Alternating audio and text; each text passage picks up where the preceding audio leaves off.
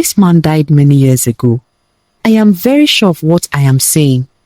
He lived with his wife Funmi in my village Ayetoro. I remember that face vividly. Welcome to my channel. Please feel free to subscribe, like, comment, and share my videos. In Ondo State, Nigeria, a small town called Ayetoro, there lived a man named Adebayo and his wife Funmi. They were farmers. Not rich, not famous, but happy. Every morning, they walked to their farm side by side, their feet sinking into the red soil. They planted cassava, maize, and other crops. They loved each other deeply. One evening, as the sky changed color with the setting sun, Adebayo held Funmi's hand.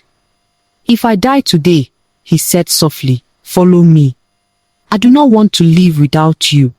Funmi smiled and replied, "If you go first, I will not stay long behind." They promised they would die on the same day. Shortly after, Funmi became pregnant. They dreamed of the child they would raise together, never knowing fate had already chosen another path. One evening, Adebayo returned alone from the farm. After eating, he lay down quietly. Funmi sensed something was wrong and approached him to ask what was bothering him. He told her he was only weak from farm work and would be fine after resting. The next morning, Adebayo died mysteriously. He did not wake up from his sleep. There was no sickness, no wound. He simply did not wake up. By morning, the house was filled with cries. Adebayo was buried that same day behind his father's house. After the burial, Funmi was never the same. Her mind wandered. Her laughter disappeared. Crops failed. Strength left her hands. She could no longer farm successfully. Months later, she gave birth to a boy and named him Wale. Wale became her only reason to live. Years passed. Life was hard for both of them. Funmi could barely provide food for herself and her son.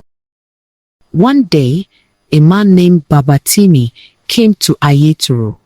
He had traveled to the town for the burial of a close relative. Seeing Wale and Funmi's struggles, Babatimi offered, "I will take Wale with me to Igbo-Ukwu. He will work, learn, and survive there." Funmi hesitated, then agreed.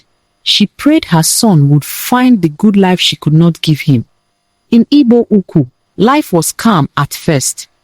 Babatimi treated Wale well. He fed him, clothed him, and found him work. Wale learned and grew under his care. But a few months later, Babatimi fell ill and died suddenly. After the burial, Wale's life changed.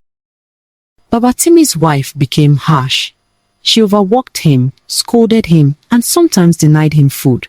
Unable to endure it any longer, Wale ran away one night. He wandered until he reached a motor park. Sitting in a corner, clutching his small bag, he cried quietly.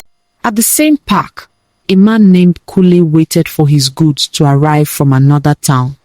Kule noticed the boy sitting alone, sorrow written across his face.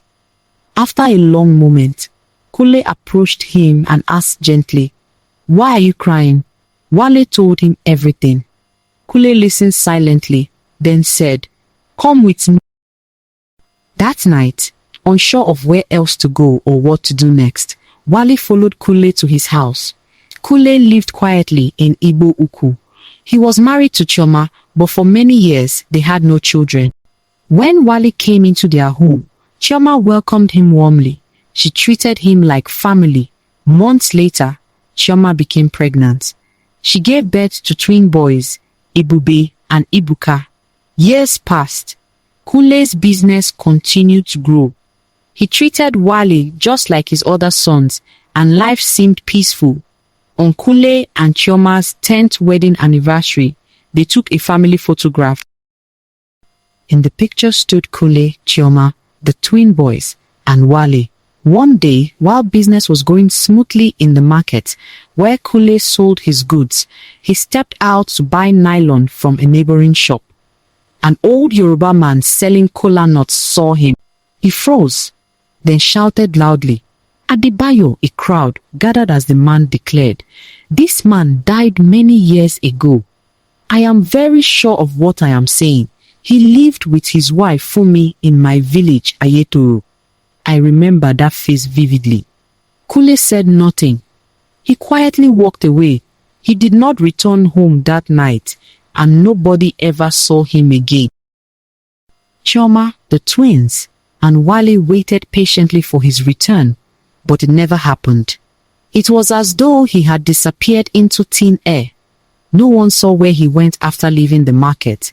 During the festive period, Wale traveled to Ayetoro and showed the anniversary photograph to his mother, Funmi. Funmi stared at the picture for a long while.